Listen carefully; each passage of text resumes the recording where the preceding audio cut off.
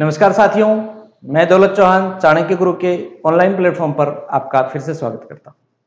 आज हम बात करेंगे हमारे अगले टॉपिक को लेकर, जिसका नाम है पीरियोडिक टेबल या आवर्त सारणी के नाम से हम जिसको जानते हैं। तो आज हम इस आवर्त सारणी से संबंधित विभिन्न प्रश्नों को ध्यान में रखते हुए उन प्रश्नों के माध्यम से हम इस पूरी आवर्त सारणी को समझने का प्रयास करेंगे। तो सबसे पहले तो ये जानते हैं हम कि जो आवर्त सारणी है या इसको बोलते हैं हम पीरियोडिक टेबल। ये आवर्त सारणी पीरियोडिक टेबल क्यों बनाई गई, इसकी आवश्यकता क्या थी? इस आवर्त सारणी के अंदर हम करते हैं तत्वों का वर्गीकरण। तत्वों का वर्गीकरण। तो यहां तत्वों का वर्गीकरण करने की आवश्यकता क्या थी, आवर्त सारणी बनाने की आवश्यकता क्या थी? तो मित्रों देखिए, आवर्त सारणी बनाने की आवश्यकता यह थी कि जो विभिन्न तत्व हैं उन सब तत्वों के जो गुणधर्म होते हैं वो अलग अलग होते हैं। तो उन गुणधर्मों को अलग अलग पढ़ना संभव नहीं था, इसलिए वैज्ञानिकों ने जो है इन तत्वों को एक जगह एकत्रित करके इनको एक क्रमबद्ध रूप प्रदान किया, ताकि हम इनके गुणधर्मों को, इनकी केमिकल और फिजिकल प्रॉपर्टी को बहुत आसानी से जांच सकें, पढ़ सकें, उनको समझ सकें। इसलिए इनका एक क्लासिफिकेशन करना किया या इनका वर्गीकरण किया, ताकि हम इनको आसानी से समझ सकें। और खास बात ये कि इस क्रम में, इस वर्गीकरण में अगर एक तत्व को अगर हम देख ले, एक तत्व की केमिकल और फिजिकल प्रॉपर्टी को देख ले, पहचान ले, तो उसके बाद उस वर्ग में आने वाले जितने भी तत्व हैं उन सब के जो गुणधर्म है वो हमें समझ में आ जाएंगे। तो हमारी समझ को आसान बनाने के लिए, समझ को आसान बनाने के लिए इस आवर्त सारणी का निर्माण किया गया। तो इसमें विभिन्न वैज्ञानिकों ने अपने अपने मत दिए थे, और उन विभिन्न मतों के अनुसार जो लास्ट में अब वर्तमान समय में जो आवर्त सारणी काम में ले रहे हैं उसको बोलते हैं हम आधुनिक आवर्त सारणी। तो हम उसके प्रारंभ से बात करेंगे कि सबसे पहले कौन से वैज्ञानिक आए, उन्होंने अपने कौन से नियम दिए, इस आधार पर हम इस आवर्त सारणी को समझने की कोशिश करते हैं। तो देखिए हमारा पहला प्रश्न,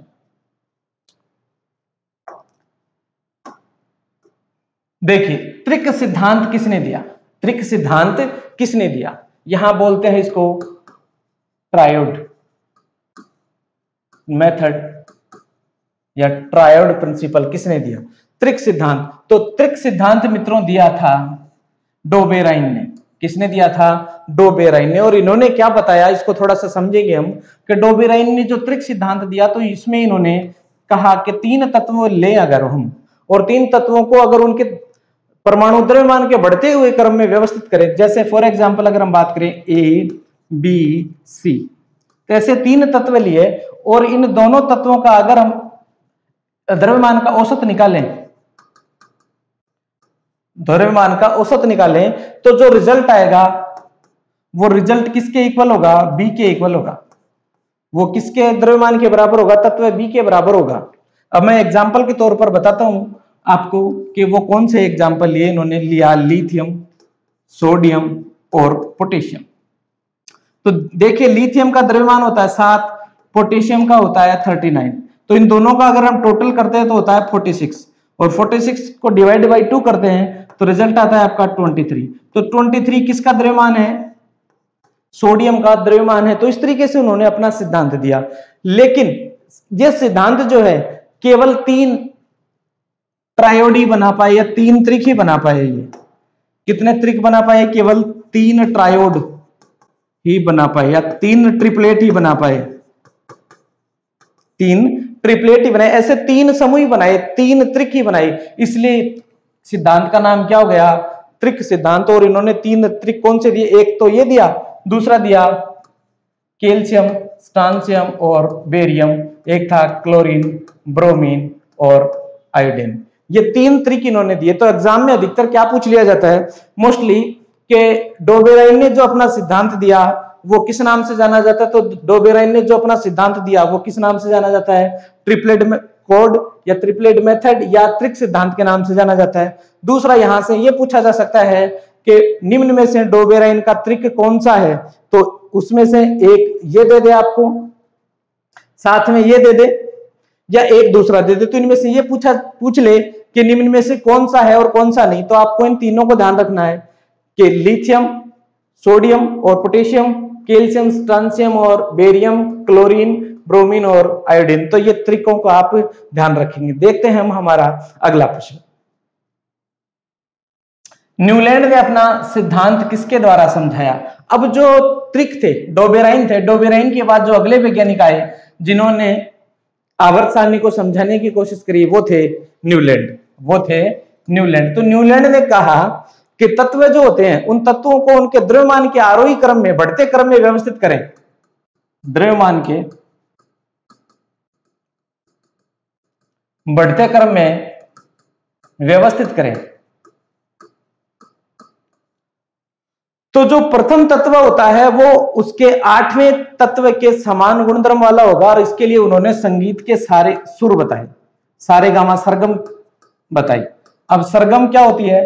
सरगम आप सब लोग जानते हैं। जैसे हम बात करें आपका सा, रे, गा, मा, पा, धा और नी। इस नी के बाद देखिए ये 7 सुर हो गए, और 7वें के बाद 8वें सुर की रिपीटेशन होती है, तो वापस से क्या आता है आपका सा आता है। सा, रे, गा, मा, पा, धा, नी, सा। तो ऐसे ही इन्होंने कहा कि जैसे ही हम 7 तत्वों को एक क्रम में व्यवस्थित करें, तो जो 8वां तत्व होगा वो 8वां तत्व है पहले तत्व के समान गुणधर्म प्रदर्शित करेगा, और इसके लिए उन्होंने एक क्रम भी बताया।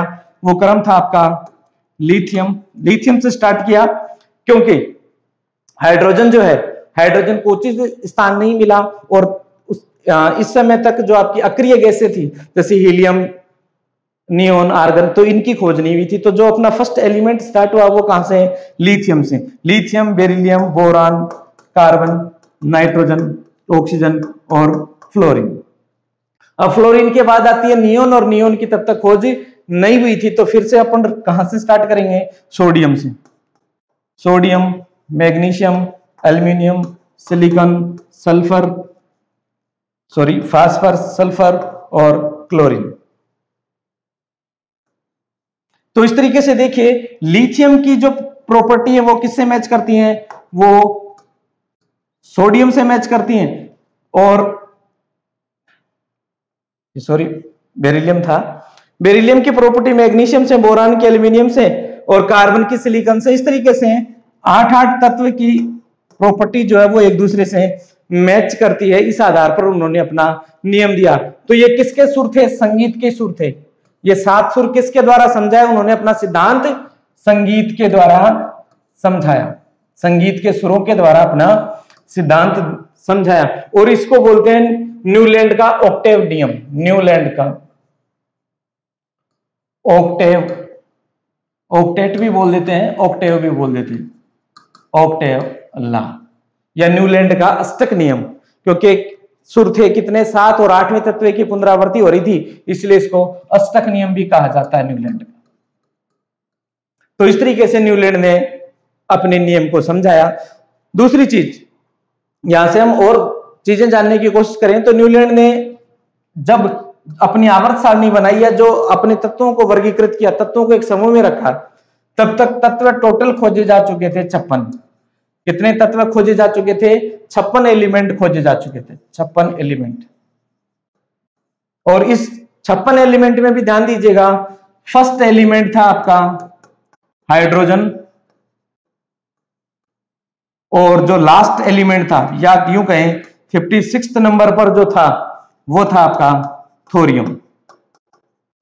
तो ये चीजें ध्यान रखने की। यहां से हमारे पास क्या क्या सवाल पूछे जा सकते हैं कि न्यूलैंड की आवर्त सारणी, न्यूलैंड ने जो अपने तत्वों का वर्गीकरण किया तो उसमें कुल कितने तत्व बनाए, कुल कितने तत्वों को अपनी सारणी में रखा? तो टोटल तत्व थे 56। उसमें से फर्स्ट तत्व था हाइड्रोजन, और जो लास्ट तत्व था वो था आपका थोरियम। इस तरीके से हमने इस क्वेश्चन से रिलेटेड जितनी भी चर्चाएं थी हमने उनके बारे में समझा। बात करते हैं हम अब अगले प्रश्न की। हम यहां से इस तरीके से पढ़ते हुए चल रहे हैं ताकि उस क्वेश्चन से, उस पॉइंट से रिलेटेड जितने भी इश्यूज हैं उन सब इश्यू को हम क्लियर करें, ताकि आप लोगों को समझने में कोई दिक्कत नहीं हो। देखिए हमारा अगला प्रश्न, न्यूलैंड ने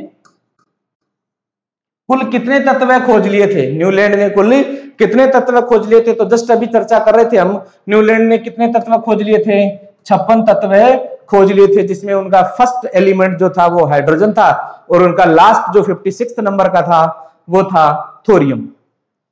बात करते हैं अगले प्रश्न की। आवर्त सारणी का जनक किसे कहा जाता है? आवर्त सारणी का जनक father of periodic table, father of periodic table आवर्त सारणी का जनक किसे कहा जाता है? यहां से ध्यान देंगे, अगर सिंपल आवर्त सारणी का जनक पूछा जाए तो आप बोलेंगे मेंडलीफ। क्या बोलेंगे? मेंडलीफ। लेकिन अगर इसी के साथ अगर आधुनिक शब्द और जोड़ दिया जाए, कौन सा शब्द जोड़ दिया जाए? आधुनिक आवर्त सारणी का जनक, तब आपका उत्तर चेंज हो जाएगा और उत्तर होगा तब आपका मोजले। क्या उत्तर होगा? मोजले, क्योंकि आधुनिक आवर्त सारणी के जनक है हेनरी मोजले, और जो सिंपल आवर्त सारणी है, जिन्होंने प्रथम आवर्त सारणी बनाई, वो थे आपके मेंडलीफ, डिमित्री इवानोविच मेंडलीफ जिनका पूरा नाम है। और ये इन्होंने अपनी आवर्त सारणी जो थी ये 1869 में बनाई, 1869 में। तो यहां फादर ऑफ पीरियोडिक टेबल के लिए हम किसको लिखेंगे? Mendeleev, Dmitri Ivanovich Mendeleev. अब ध्यान देने वाली बात कि जो मेंडलीफ ने अपनी आवर्त सारणी बनाई उसमें इन्होंने तत्वों को एक समूह में रखा और उस समूह में कुछ ऊर्ध्वाधर लाइनें थी और कुछ क्षैतिज लाइनें थी, कुछ क्षैतिज लाइनें थी। जो ये क्षैतिज लाइनें थी इनको तो कहा आवर्त, और जो ये ऊर्ध्वाधर लाइनें थी इनको कहा वर्ग। तो इनकी इस सारणी के अंदर 9 वर्ग थे और 7 आवर्त थे।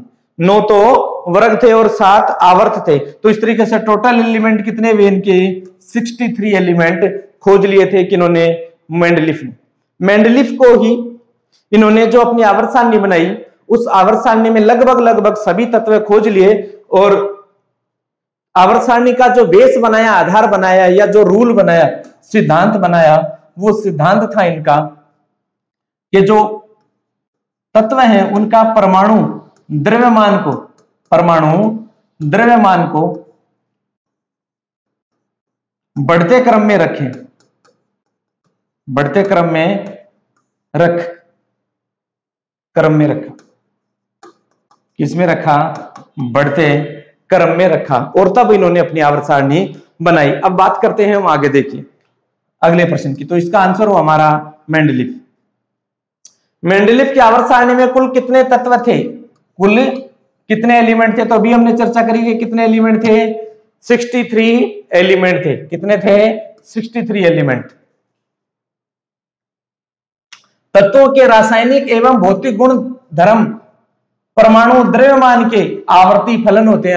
अभी हमने बात की थी कि मेंडलीफ ने जो अपनी आवर्त सारणी बनाई उस आवर्त सारणी के अंदर जो उन्होंने नियम दिया था वो नियम किसके आधार पर था? एटॉमिक मास के आधार पर, एटॉमिक मास के आधार पर, या परमाणु द्रव्यमान के आधार पर इन्होंने अपना नियम दिया कि परमाणु द्रव्यमान को उन तत्वों को उनके बढ़ते क्रम में रख दिया जाए तो जो लो होगा या जो सीक्वेंस प्राप्त होगा उस सीक्वेंस के आधार पर इन्होंने अपनी आवर्त सारणी बताई और उसमें इन्होंने सारे तत्वों के गुणधर्म मैच किए। तो यहां से हम क्या समझेंगे कि तत्वों के रासायनिक और भौतिक गुणधर्म परमाणु द्रव्यमान के आवर्ती फलन होते हैं। यह कथन किसका था? यह कथन था मेंडलीफ का। किसका था? मेंडलीफ का। और यही मेंडलीफ की आवर्त सारणी का नियम था, सिद्धांत था। देखिए अगला प्रश्न, मेंडलीफ अपनी आवर्त सारणी में किनको स्थान नहीं दे पाया? यह बहुत समझने वाली बात है। यहां से हम कुछ चीजें समझेंगे कि मेंडलीफ ने अपनी आवर्त सारणी में किनको स्थान नहीं दिया।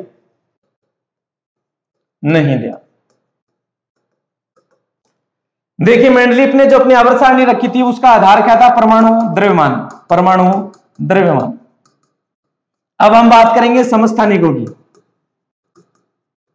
देखिए बहुत सिंपल सा एलिमेंट लेते हैं अपन, हाइड्रोजन। क्या लेते हैं? हाइड्रोजन। आप लोगों को पता है हाइड्रोजन का में हाइड्रोजन के समस्थानिक होते हैं कितने? 3। यहां देखिए ये क्या है? परमाणु क्रमांक। और देखिएगा ये क्या है? द्रव्यमान। ये क्या है? द्रव्यमान। और इनका बेसिस क्या था? इनका सिद्धांत क्या था? परमाणु द्रव्यमान। तो परमाणु द्रव्यमान के आधार पर इन्होंने जब अपनी आवर्त सारणी बनाई तो यहां देखिए अलग अलग द्रव्यमान आ रहा है, तो हाइड्रोजन को 3 अलग अलग जगह पर रखना चाहिए था। हाइड्रोजन को 3 अलग अलग जगह पर क्या करना चाहिए था? रखना चाहिए था। लेकिन हाइड्रोजन तो एक ही स्थान पर आता है, तो इनकी आवर्त सारणी में किनको स्थान नहीं मिला? समस्थानिकों को स्थान नहीं दे पाए अपने आवर्त सारणी में। किनको स्थान नहीं दे पाए? समस्थानिकों को। समस्थानिकों का होता क्या है? परमाणु क्रमांक तो एक होता है, लेकिन द्रव्यमान संख्या भिन्न भिन्न होती है। और अगर भिन्न भिन्न द्रव्यमान संख्या के आधार पर इनको अपनी आवर्त सारणी में व्यवस्थित करते तो बहुत ज्यादा लंबी आवर्त सारणी बन जाती। क्योंकि हाइड्रोजन के अलावा अगर हम बात करें तो कार्बन आता है, कार्बन भी 12, कार्बन 6, 13, 14, 3 इसके आपके क्लोरीन, वैसे बहुत सारे समस्थानिक हैं। तो इस तरीके से अपनी आवर्त सारणी क्या हो जाती? बड़ी विस्तृत हो जाती। इसलिए ये अपने आवर्त सारणी के अंदर समस्थानिकों को स्थान नहीं दे पाए। देखिए अगला प्रश्न, आवर्त सारणी में एका बोरोन की जगह कौन सा तत्व पाया गया? देखिए मेंडलीफ ने जो अपनी आवर्त सारणी बनाई थी, इस आवर्त सारणी में इन्होंने एक बहुत बढ़िया काम किया, बहुत शानदार काम किया। वो काम क्या था? इन्होंने कहा कि अगर भविष्य में कोई तत्व खोजा जाएगा तो उसके लिए इन्होंने पहले ही स्थान छोड़ दिया। जबकि न्यूलैंड ने क्या कहा था? न्यूलैंड ने ऐसा कहा था कि भविष्य में और तत्व ही नहीं खोजे जाएंगे। जबकि इन्होंने क्या कहा कि भविष्य में अगर कोई तत्व खोजा जाए तो वो इस सारणी के अंदर व्यवस्थित हो सकता है, उसको स्थान दिया जा सकता है। तो इन्होंने पहले ही तत्वों के बीच में खाली स्थान या ऐसे ब्रैकेट छोड़ दिए थे। अब हमारा प्रश्न है कि आवर्त सारणी में एका बोरोन की जगह कौन सा तत्व पाया गया? तो यहां से ध्यान दीजिएगा, एका बोरोन, एका बोरोन की जगह तो पाया गया स्कैंडियम। एका बोरोन की जगह पाया गया स्कैंडियम। एका एल्यूमिनियम, एका एल्यूमिनियम, इसकी जगह पाया गया गैलियम, या इसकी जगह आता है क्या? गैलियम। ऐसे ही एका सिलिकॉन, एका सिलिकॉन, तो एका सिलिकॉन की जगह आया जर्मेनियम। क्या आया? जर्मेनियम। तो यहां पूछा है हमसे कि एका बोरोन, एका बोरोन के स्थान पर किसको रखा? तो एका बोरोन के स्थान पर हमने किसको रखा? हमने एका बोरोन के स्थान पर रखा स्कैंडियम को। देखिए हमारा अगला प्रश्न, आधुनिक आवर्त सारणी का जनक किसे कहा जाता है? बहुत बढ़िया प्रश्न है और कई बार एग्जाम में पूछा जाता है। जस्ट अभी हमने बात करी थी modern periodic table, modern periodic table. Modern periodic table के जो फादर हैं, जनक हैं, वो हैं हेनरी मोजले। हेनरी मोजले, हेनरी मोजले। इन्होंने जो अपनी आवर्त सारणी बनाई वो कब बनाई? 1913 के अंदर इन्होंने अपनी आवर्त सारणी बनाई। तो यहां से हम क्या कहें कि आधुनिक आवर्त सारणी के जनक कौन है? तो क्या कहेंगे यहां हम? मोजले, हेनरी मोजले आधुनिक आवर्त सारणी के जनक हैं। और कब बनाई थी? 1913 के अंदर बनाई थी। देखिए अगला प्रश्न, तत्वों के गुणधर्म उनके परमाणु क्रमांक के आवर्ती फलन होते हैं। परमाणु क्रमांक के आवर्ती फलन होते हैं। यहां से देखिए जो हेनरी मोजले ने अपनी आवर्त सारणी बनाई तो ये कहलाती है आधुनिक आवर्त सारणी। और इन्होंने अपनी आधुनिक आवर्त सारणी के अंदर जो सिद्धांत अप्लाई किया, जिस आधार पर इन्होंने अपनी आवर्त सारणी बनाई, वो सिद्धांत था कि जो मेंडलीफ ने तो परमाणु द्रव्यमान लिया था और इन्होंने लिया परमाणु क्रमांक। इन्होंने जो आधारभूत बेसिस लिया उसका क्या था? वो था परमाणु क्रमांक, एटॉमिक नंबर, एटॉमिक नंबर। क्योंकि हम सब लोग जानते हैं कि परमाणु क्रमांक सब तत्वों का क्या होता है? अलग अलग होता है। तो इसलिए अलग अलग होने के कारण जो समस्थानिकों को अपनी आवर्त सारणी में जगह देने की समस्या आ रही थी उसका समाधान हो गया, क्योंकि सबका परमाणु क्रमांक तो होता है, एक तत्वों का परमाणु क्रमांक तो होता है सेम, द्रव्यमान अलग अलग है, तो द्रव्यमान हमने उसका बेसिस ही नहीं लिया, हमने तो परमाणु क्रमांक के आधार पर तत्वों को व्यवस्थित किया। इसलिए इनकी आवर्त सारणी जो है हम उसको किस रूप में पढ़ते हैं, मॉडर्न पीरियोडिक टेबल के रूप में पढ़ते हैं, जिसमें सारे तत्व क्या हैं, आसानी से सबमिट हो गए। तो ये कथन किसका था कि तत्वों के गुणधर्म उनके परमाणु क्रमांक के आवर्ती फलन होते हैं, ये कथन था आपका हेनरी मोजले का, और इसी आधार पर इनकी आधुनिक आवर्त सारणी का निर्माण हुआ। देखिए अगला प्रश्न, आधुनिक आवर्त सारणी में कुल कितने समूह हैं, कुल कितने समूह हैं। देखिए अभी हम बात कर रहे थे जो ये वर्टिकल लाइंस हैं, ये जो हॉरिजॉन्टल लाइंस हैं, क्षैतिज पंक्तियां, ये ऊर्ध्वाधर पंक्तियां, ऊर्ध्वाधर पंक्ति लाइन, और इनको कहेंगे हम क्षैतिज। तो इन ऊर्ध्वाधरों को तो हम कहते हैं समूह, वर्ग या ग्रुप, और जो क्षैतिज लाइनें हैं इनको कहते हैं हम आवर्त। क्या कहते हैं, आवर्त। तो जो आधुनिक आवर्त सारणी थी,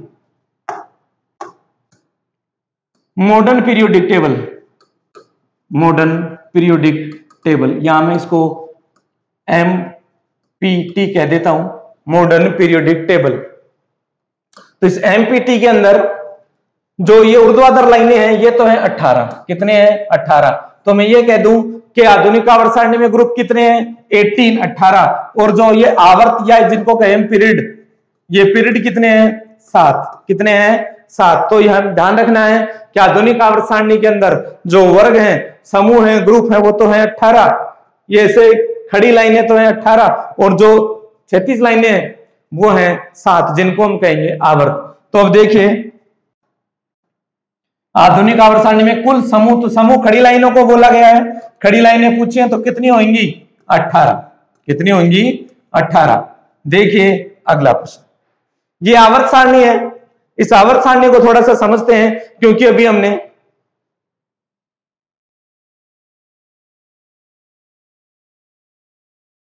आपको बताया कि आधुनिक आवर्त सारणी के अंदर 18 समूह, देखिए 1 2 3 सब पे लगा हुआ है, हालांकि 3 4 5 6 7 8 10 11 12 13 14 15 16 17 और 18। तो ऐसे ये खड़ी लाइनें तो कितनी है 18, ये तो है 18। तो यहां कहें कि ग्रुप तो है 18, और ये क्षैतिज लाइनें देखिएगा 1 2 3 4 5 6 और 7। तो ये आवर्त कितने हो गए, पीरियड कितने हो गए 7, पीरियड कितने हैं 7। अब यहां से ध्यान रखना है हमें कि इन लाइनों को तो पीरियड कहते हैं और इन लाइनों को ग्रुप कहते हैं। अब यहां से देखिए आवर्त सारणी में टोटल ग्रुप है 18, हम यहां ग्रुपों की बात करेंगे। तो इस आवर्त सारणी को थोड़ा सा समझते हैं। इस आवर्त सारणी को 4 ब्लॉक में डिवाइड किया, कितने ब्लॉक में डिवाइड किया है 4 ब्लॉक में, और ये 4 ब्लॉक कौन कौन से बनाए हैं, जो आपके कक्षक होते हैं, कक्षक थे KLMN, उन कक्षकों में उपकक्षक थे या उपकोष थे। तो उपकोष थे आपका S P D और F।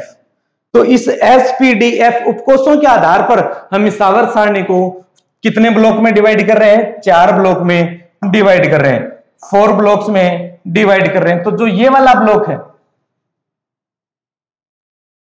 ये वाला ब्लॉक कहलाता है S ब्लॉक, ये वाला ब्लॉक कहलाता है S ब्लॉक। इस S ब्लॉक में टोटल एलिमेंट जो होंगे वो होंगे 13, टोटल एलिमेंट कितने होंगे 13। ये वाला जो ब्लॉक है, ये वाला ब्लॉक कहलाता है P ब्लॉक। क्या कहलाता है P ब्लॉक। और इसमें जो टोटल एलिमेंट होते हैं वो होते हैं आपके 31। ये है आपका D, ये वाला जो सेक्शन है ये वाला कहलाता है D ब्लॉक। और इस डी ब्लॉक में टोटल एलिमेंट होते हैं 40। कितने एलिमेंट होते हैं? 40। और ये जो नीचे आपको दिखाई दे रहा है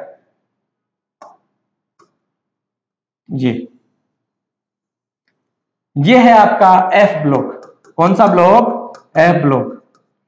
इसमें होते हैं आपके 28 एलिमेंट। कितने होते हैं? 28 एलिमेंट होते। अब देखिएगा इस 7वें आवर्त की अगर हम बात करें तो ये 7वां आवर्त यहां आकर कुछ खाली है, यहां आकर कुछ खाली है। हालांकि वर्तमान में इन तत्वों की खोज हो चुकी है, वर्तमान में इन तत्वों की खोज हो चुकी है, लेकिन अपन यहां जिक्र एनसीईआरटी की बात करें तो वहां इन तत्वों का जिक्र नहीं है। इसलिए इस 7वें आवर्त को हम बोलते हैं अपूर्ण आवर्त। अपूर्ण आवर्त। 7वें आवर्त को क्या बोलते हैं हम? अपूर्ण आवर्त। बाकी सारे आवर्त देखिए आपको फुलफिल नजर आएंगे, लेकिन ये 7वां आवर्त जो है ये यहां एलिमेंट को नाम नहीं दिया गया, उनकी डिस्कवरी के बारे में अभी ये अपडेट नहीं की गई है, इसलिए हम इसको बोलते हैं अपूर्ण आवर्त। और ध्यान दीजिएगा यहां से हम और कुछ चीजें जानने की कोशिश करते हैं। ये जो देखिए फर्स्ट एक ग्रुप है, फर्स्ट ए ग्रुप, इसको बोलते हैं हम फर्स्ट ए। ये सेकंड ए, ये होता है आपका पी ब्लॉक में। पी ब्लॉक आता है आपका 13 से 18 और ये चलता है आपका 3 से 12। तो ये थर्ड ग्रुप। इस तरीके से चर्चा करेंगे, लेकिन यहां जाने हम थोड़ा सा कि जो फर्स्ट ए ग्रुप है इसको बोलते हैं हम क्षारीय। इसमें आती है क्षारीय धातु। क्या आती है? क्षारीय धातु। और यहां जो सेकंड ए ब्लॉक है इसमें आती है आपकी क्षारीय मृदा धातु। एक और विशेष चीज यहां पी ब्लॉक को लेकर हम बात करें तो जो पी ब्लॉक है जो 13 से 18 तक चलता है, इसमें मेटल भी है, नॉन मेटल भी है और मेटेलॉइड भी है।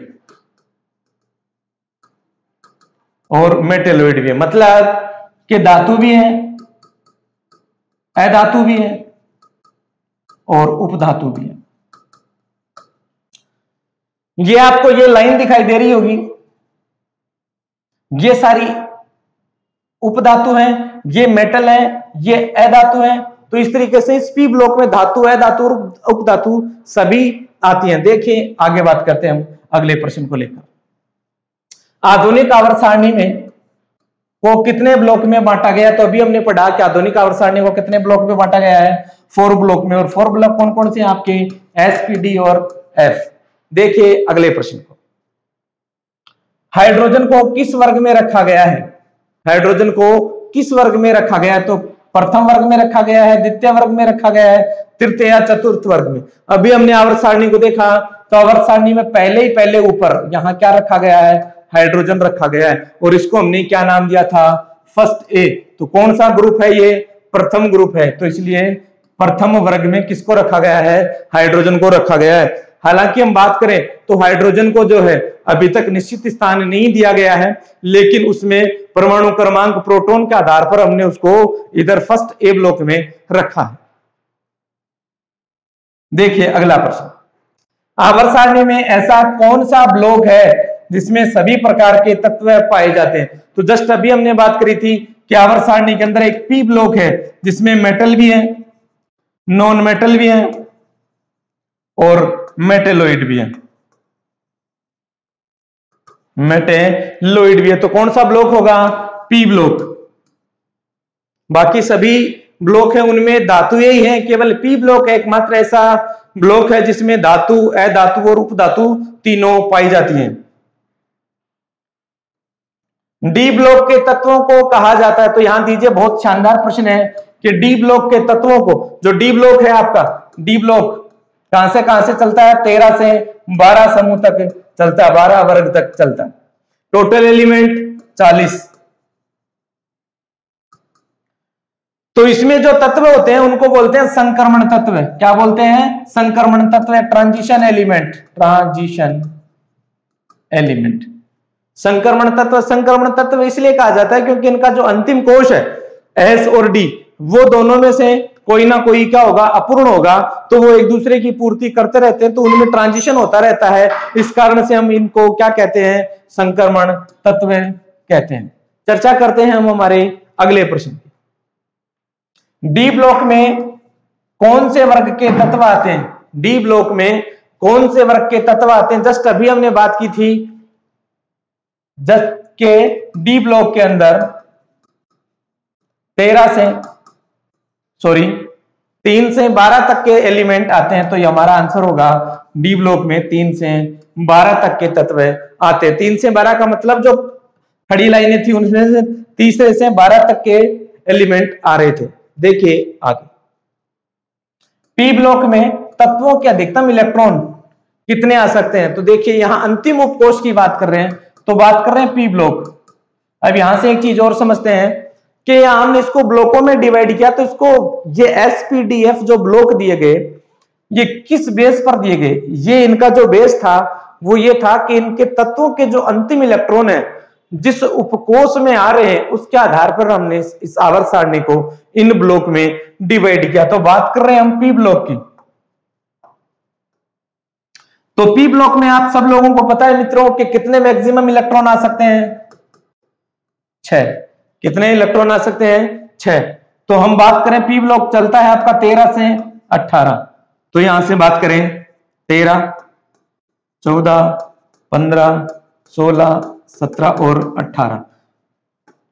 P1, P2, P3, P4, P5 और P6। तो इस तरीके से पी ब्लॉक में मैक्सिमम कितने इलेक्ट्रॉन आ सकते हैं?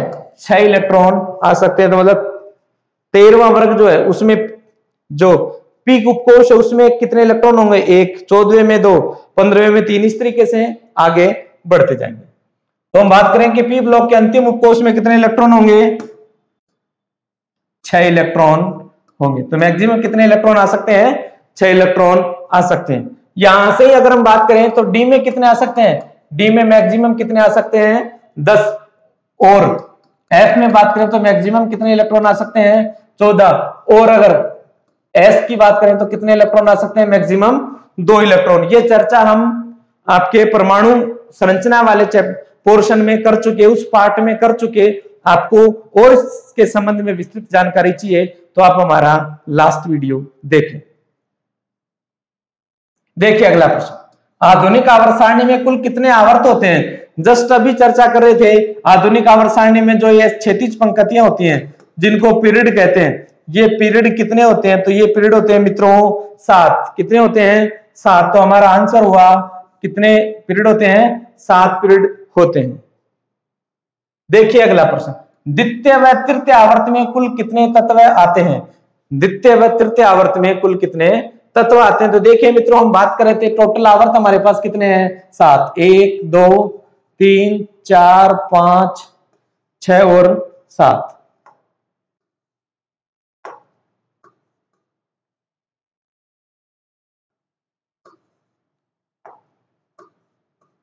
पांच।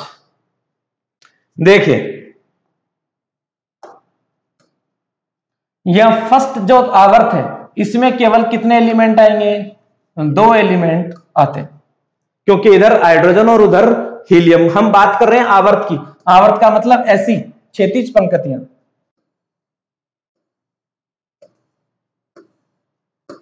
तो फर्स्ट में कितने हैं? 2 एलिमेंट। सेकंड में आपने देखा होगा लिथियम से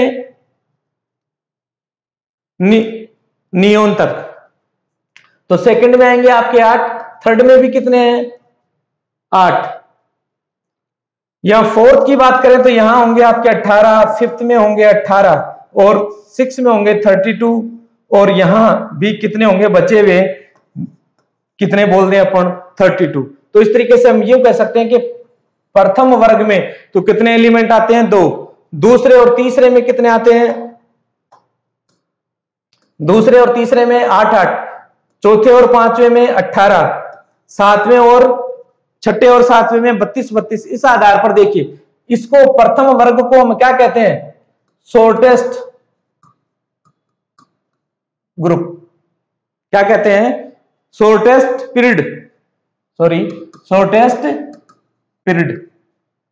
सबसे छोटा पीरियड है, उसके बाद आते हैं दूसरा और तीसरा, तो ये क्या है, इस छोटे से थोड़ा सा बड़ा, तो इसको हम कहते हैं शॉर्ट पीरियड।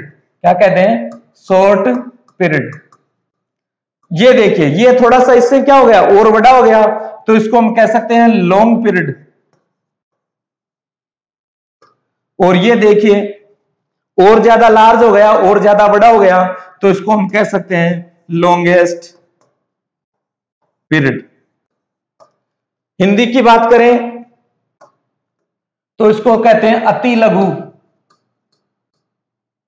इसको कहते हैं लघु, और इसको कहते हैं दीर्घ, और इसको बोलते हैं हम अति दीर्घ।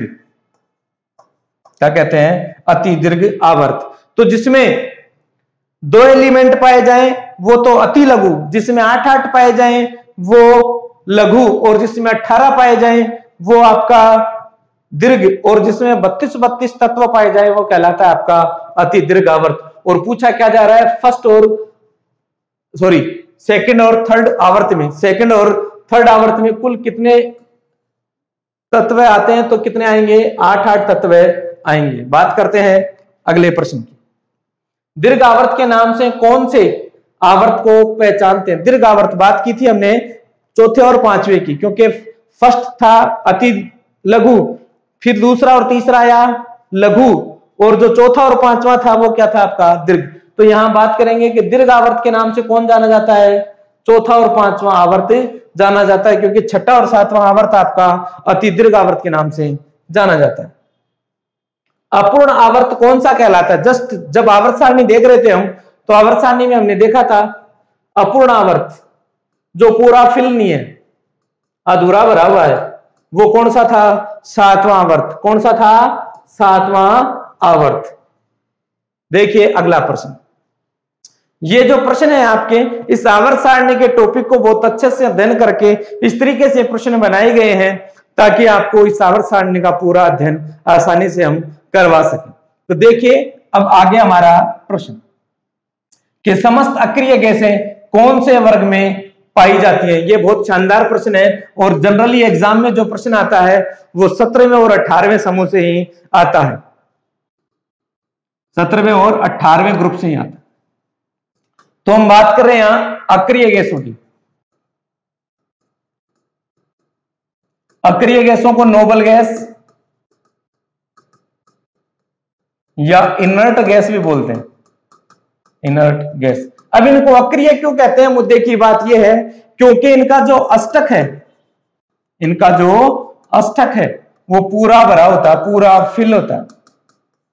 इनके पास कोई इलेक्ट्रॉन अतिरिक्त नहीं होता, ना कम होता, इनका अष्टक जो है वो पूरा भरा होता है। इनका मतलब इनका इलेक्ट्रॉनिक विन्यास पूरा होता है।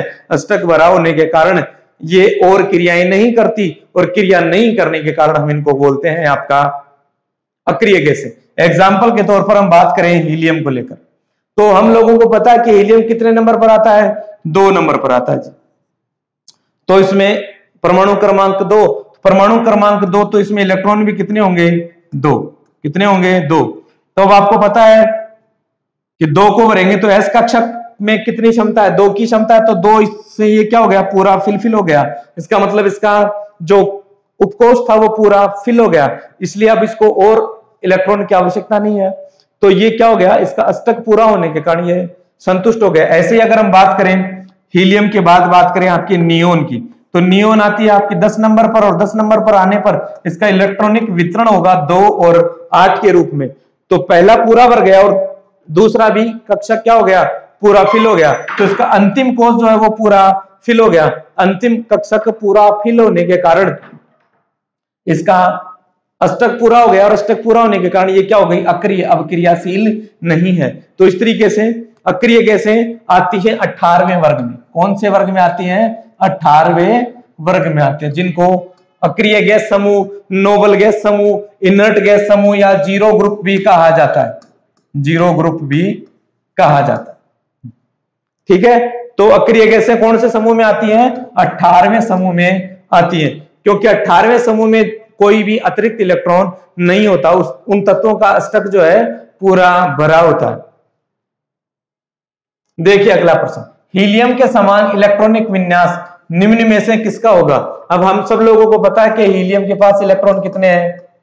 2। हीलियम के पास इलेक्ट्रॉन कितने हैं? 2। अब देखिए हाइड्रोजन के पास इलेक्ट्रॉन कितना है? 1। सोडियम के पास इलेक्ट्रॉन 11, तो ये तो नहीं होंगे। यहां हीलियम आयन की बात करें, हीलियम आयन की बात करें तो हीलियम आयन की बात करेंगे तो भी क्या होगा? नहीं होगा, क्योंकि हीलियम की तो बात कर रहे हैं हम। लेकिन यहां बात करें लिथियम की, बात करें हम लिथियम की, और लिथियम की अगर हम बात करें तो आप लोगों को पता है कि लिथियम में टोटल इलेक्ट्रॉन कितने होते हैं? 3। और इन 3 का अगर हम बंटवारा करें तो आएगा 2 और 1। किस तरीके से बटेगा? 2 और 1 में बटेगा। तो यहां लिथियम आयन की बात कर रहे हैं, और लिथियम आयन कब बनाएगा? ये इलेक्ट्रॉन अपना 1 डोनेट कर देगा, और डोनेट कर देगा तो क्या बना लेगा? लिथियम प्लस आयन बना लेगा। तो अब इसमें कितने इलेक्ट्रॉन बचे? अब इसमें इलेक्ट्रॉन बचे 2, और हीलियम में भी कितने हैं? 2। तो हमारा राइट आंसर क्या होगा कि ये किसके बराबर होगा? लिथियम आयन का जो इलेक्ट्रॉनिक विन्यास है वो किसके बराबर होगा? हीलियम के बराबर होगा। देखिए अगला प्रश्न, निम्न में से कौन सी अक्रिय गैस नहीं है? तो देखिए अभी हमने बात की थी अक्रिय गैसों की, 18वां समूह, 18वां ग्रुप जिसमें अक्रिय गैस है, और अक्रिय गैसें कौन सी? Helium, neon, argon, krypton, xenon और radon. Helium, neon, argon, krypton, radon और जेनॉन और रेडॉन। इनको याद करने के लिए, इनको याद करने के लिए एक ट्रिक आप अपना सकते हैं। हीना, नीना और करीना का एक्सरे रंगीन। हीना, नीना और करीना का एक्सरे रंगीन। तो हीना से हीलियम, नीना से नियोन, और से आर्गन, करीना से क्रिप्टॉन, और एक्सरे से जिनान, और रंगीन से रेडॉन। मैं इनका नाम लिख देता हूं, helium, neon, argon, krypton, xenon और रेडॉन।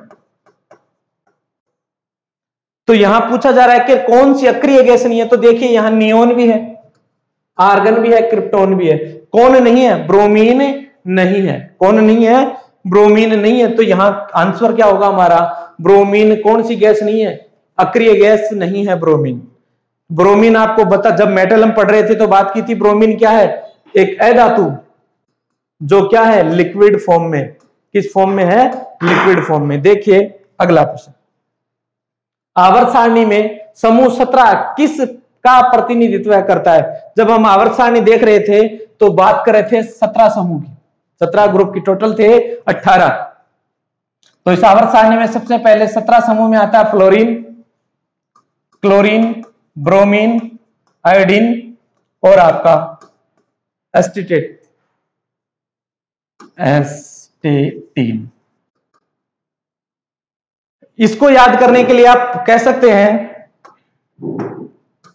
एक ट्रिक बना सकते हैं, फिर कल बाहर आई आंटी, कल फिर बाहर आई आंटी। तो इससे क्या होगा? F for fluorine, Cl for chlorine, B for bromine, I for iodine और A फॉर एस्टेटीन, एस्टेटीन। तो इस तरीके से याद हो सकता है। अब आपको पता है कि ये सारा क्या है? ये कहलाता है हेलोजन ग्रुप। क्या कहलाता है? Halogen group. इस हेलोजन ग्रुप से ही क्या बनते हैं? आपके साल्ट बनते हैं। हेलोजन ग्रुप से ही क्या बनते हैं? साल्ट बनते हैं। तो ये हेलोजन ग्रुप क्या है? Halogen group. तो 17वां समूह किसका प्रतिनिधित्व करता है? हेलोजन का प्रतिनिधित्व करता है। देखिएगा अब हम जो बात करेंगे, हम बात करेंगे इससे आगे के टॉपिक को लेकर जो हमारे नेक्स्ट क्लास में होगी। तो इन प्रश्नों को आप ध्यान से देखिएगा, समझिएगा। अगर आपका कोई डाउट हो तो हमें कमेंट करके जरूर बताइए। साथ ही साथ आप हमारे इस वीडियो को अगर आपको पसंद आया हो तो लाइक और शेयर जरूर कीजिए। Thank you.